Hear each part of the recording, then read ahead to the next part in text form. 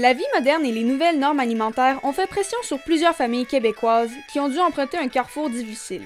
Vendre l'érablière familiale ou investir pour se mettre à niveau. Laurier Lacroix et Julie Roy nous reçoivent dans leur nouvelle cabane pour nous confier comment ils ont envisagé ce choix en compagnie de Vincent Bilodeau de chez l'équipementier acéricole LS Bilodeau.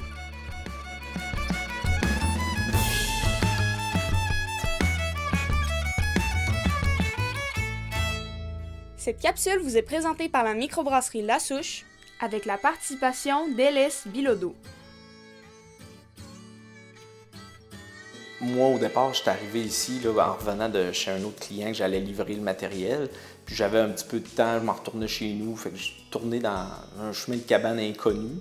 Puis je me suis dit, ben écoute, je vais aller à sa rencontre, voir c'est qui, puis qu'est-ce qu'ils font. Puis je suis arrivé sur la cabane qui était maganée, mais tu sais, des cabanes maganées, la nôtre était maganée. Fait que tu sais, je rentre en dedans, puis je rencontre Laurier, puis on jase un petit peu. Je vois l'énorme évaporateur 6-16.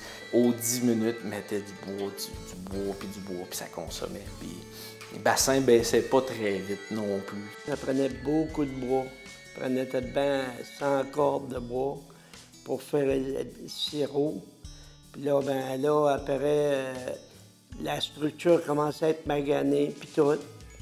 Puis la bouilleuse, là, c'est pour ça qu'on s'est viré vers une cabane neuve où il fallait farmer, où on restait ouvert.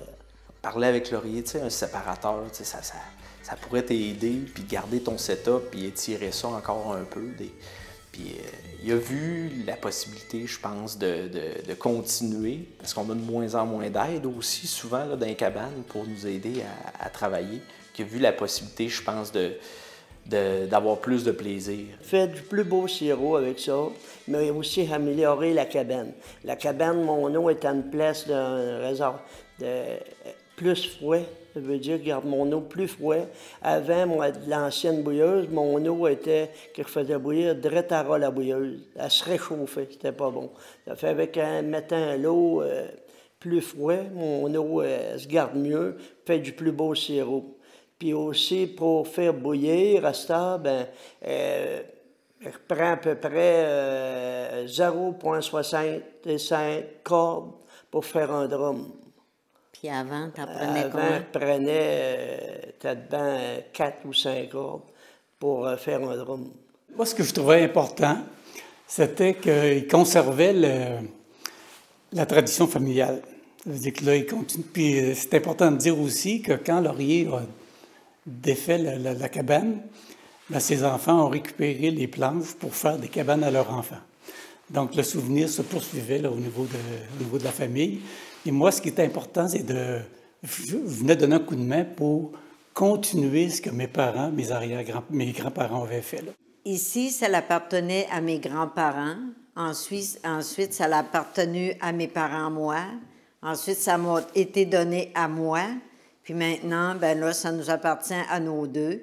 Puis là, ben c'est lui qui s'en occupe le plus, là. Moi, je suis là, mais c'est plus lui qui s'en occupe présentement.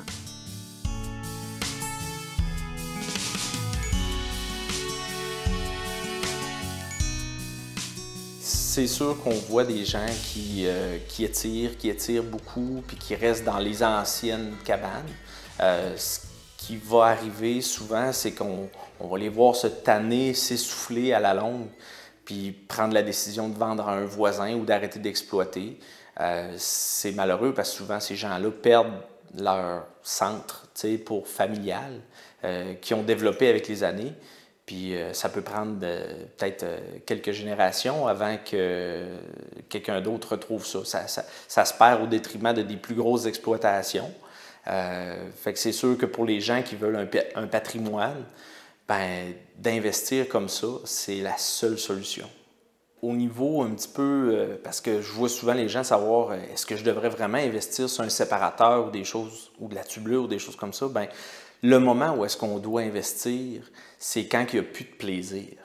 C'est là que ça se passe. Quand tu n'as plus de fun à faire ton activité ou tu passes des nuits blanches, ben c'est là que de mettre un petit peu plus, là, c'est là que ça se passe. Lui, quand il décide quelque chose, il décide. C'est rare que ses décisions ne sont pas bonnes. Fait que je ne le cacherai pas. Puis on avait comme pas le choix, là. On pouvait pas dire qu'on laisse ça aller, là, puis qu'on laisse ces érablières laisser tomber, puis que ça faisait des années que c'était en fonction. Ça fait qu'il a pris la décision, puis sa décision, elle a été bonne. C'était des souvenirs qu'on leur a laissé tomber, puis je savais que j'avais quelque chose en arrière de moi. Il y avait mes filles, puis ensuite mes petits-enfants. J'ai 6 petits-enfants, fait qu'on leur a laissé tomber quelque chose là, de beau, là, puis on pouvait pas faire ça.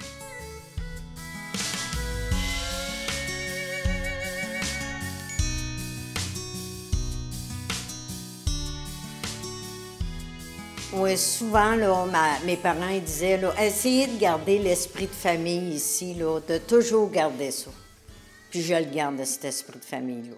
Si j'avais la chance de m'asseoir avec du monde là, qui vivent à peu près ce que les autres voulaient faire, là, on vend ou on change de tradition, je leur dirais, n'hésitez pas, là, continuez la tradition, parce que c'est le plus beau souvenir qu'on ne peut pas laisser aux générations qui vont suivre après. Là. Même si c'est peut-être une décision qui est difficile à prendre sur le moment, là, vous allez en retirer des bénéfices, c'est sûr. Là.